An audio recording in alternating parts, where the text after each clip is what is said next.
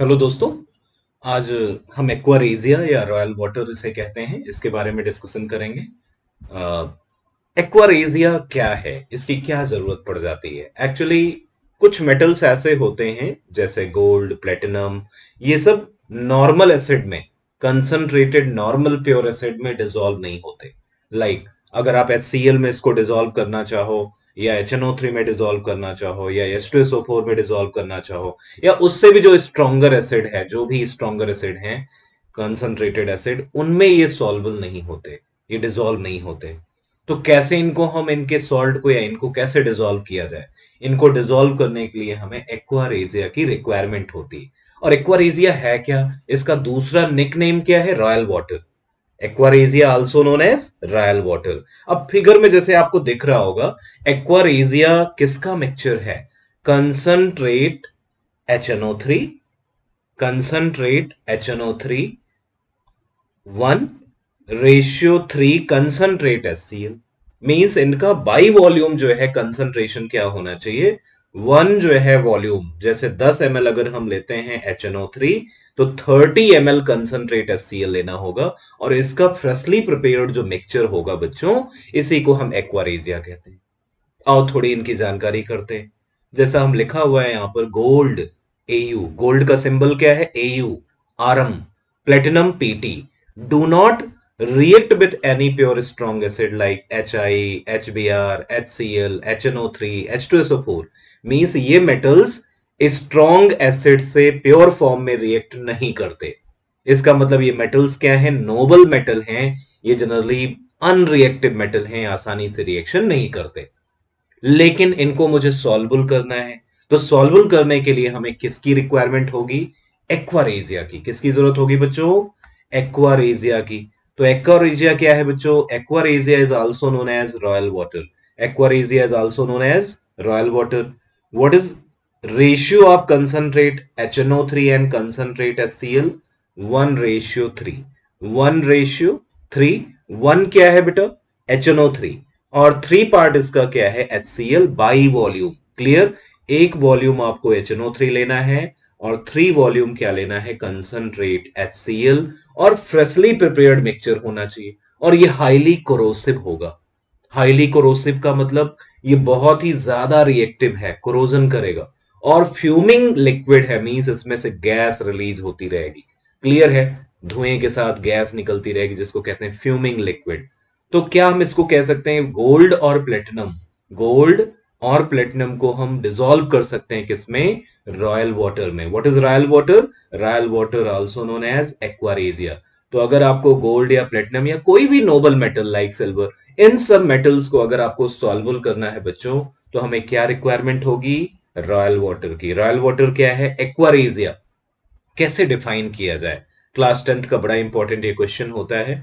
Aqua regia is a freshly prepared, पहली चीज तो ध्यान रखना है, फ्रेशली प्रिपेयर्ड है, मिक्सचर है। क्या है बच्चों? Freshly prepared mixture of concentrated HCl and concentrated HNO3 in ratio 3:1। इसका मतलब HCl कितना पार्ट है बच्चों? 3। HCl कितना पार्ट है? 3। और HNO3 कितना पार्ट है? 1 बाई वॉल्यूम। क्लियर है? अच्छा, ये रियली क्या करते होंगे? सबसे इंपॉर्टेंट तो इतना सभी को इंफॉर्मेशन है, लेकिन ये रियली क्या करते होंगे आफ्टर मिक्सिंग? आओ देखते हैं। तो जब HNO3 और HCl आपस में मिक्स होते हैं, जब ये कंबाइन होते हैं बच्चों, तो ये क्या बनाते हैं? दे लिबरेट नेसेंट क्लोरीन। दे लिबरेट नेसेंट क्लोरीन। ये नेसेंट क्लोरीन क्या है बच्चों? नेसेंट क्लोरीन का मतलब है newly form chlorine. Newly form chlorine, it is highly reactive in nature. Newly form chlorine, it is highly reactive in nature. Is it clear? तो HNO3 और HCl का जब कंसंट्रेटेड मिक्सचर मिक्स होता है, combine करता है, तो इससे नेसेंट क्लोरीन लिबरेट होती है। और यही क्लोरीन आसानी से गोल्ड और प्लेटिनम के साथ कंपाउंड बना सकती है, करस्पॉन्डिंग क्लोराइड। तो क्या रिएक्शन होती होगी बच्चों? रिएक्शन आओ देखते हैं। हम क्या लेंगे? पहले HNO3 1 mole, HNO3 nitric acid, it is called nitric acid. वो भी कैसा होना चाहिए? कंसंट्रेटेड। ठीक है? 3 मोल आपको क्या लेना है बच्चों? HCl, वो भी कैसा होना चाहिए? कंसंट्रेटेड। सो 1:3। अब ये जब आपस में रिएक्ट करते हैं बच्चों तो वाटर लिबरेट हो जाता है, वाटर के जो है मॉलिक्यूल वेपर के फॉर्म में रिलीज हो जाते हैं और क्या बनता है, NOCl। क्या बनता है, NOCl। NOCl को क्या कहते हैं, नाइट्रोसिल क्लोराइड। क्या कहते हैं बच्चों, नाइट्रोसिल क्लोराइड। क्लियर है, नाइट्रोसिल क्लोराइड। और सबसे इंपॉर्टेंट जो पार्ट है, 2 मोल आपको नेसेंट क्लोरीन अवेलेबल हो जाता है। तो अब ये रिएजेंट मान लो हमने वेसल में बनाया और इससे हमें नेसेंट क्लोरीन अवेलेबल करा दिया गया। नेसेंट क्लोरीन हाईली रिएक्टिव है और अनस्टेबल है, ये तुरंत रिएक्ट करना चाहेगा किससे, जो भी वहां पर जो है एटमॉस्फेयर में उसके अवेलेबल होगा मेटल या नॉन मेटल, उनसे तुरंत रिएक्ट करेगा। तो हमारे पास क्या है, गोल्ड सपोज। तो गोल्ड जो है, गोल्ड की नॉर्मल जो वैलेंसी होती बच्चों, होती 3। नॉर्मल वैलेंसी गोल्ड की क्या होती, 3। तो 3 नेसेंट क्लोरीन रिक्वायर्ड होंगे और इससे क्या बन जाएगा बच्चों, AuCl3। And AuCl3 is a soluble salt. Clear है, इससे क्या बन गया बच्चों, सॉल्युबल सॉल्ट बन गया। सिमिलरली ऐसे ही प्लेटिनम भी रिएक्ट कर लेगा। प्लेटिनम की जो है जो कोवैलेंसी यहां पर है, या आप कह सकते हैं इनका जो कोऑर्डिनेशन है क्लोरीन के साथ, वो है 4। ये 4 बॉन्ड बनाते हैं। तो ये बनाएगा क्या, PtCl4। क्या बनाएगा बच्चों, PtCl4। It is also soluble in nature. Clear. तो इनका जो it is also soluble in nature, इनका जो कोरोसिव नेचर है, क्यों है बच्चों, corrosive nature is due to the formation of nascent chlorine.